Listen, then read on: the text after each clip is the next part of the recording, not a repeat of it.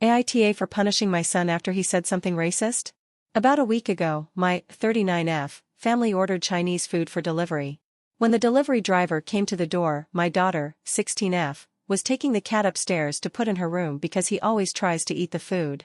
My son, 13M, loudly says, "Make sure to hide the cat from the Chinese guy," as I am at the door getting the food from the Chinese delivery driver. He very obviously heard what my son said and was upset by it. I quickly apologized and took the food. I told my son that racist jokes were completely unacceptable and very wrong, and he refused to admit that he was in the wrong.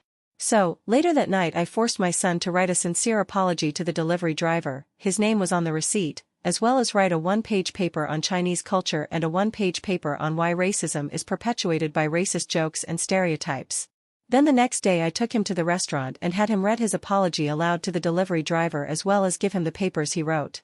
The driver was very appreciative of the apology and thanked me for making my son do it.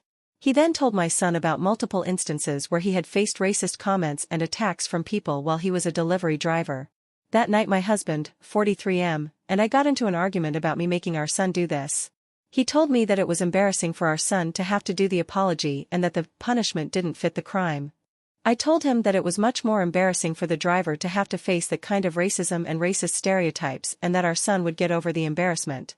I do not condone any kind of hateful thinking in my house, and the fact that my son said that embarrassed me as well. My husband told me that it was just a joke and it wasn't that big of a deal. I feel like I might have overreacted some, but I think it's important to help my son understand how what he said was wrong and hurtful.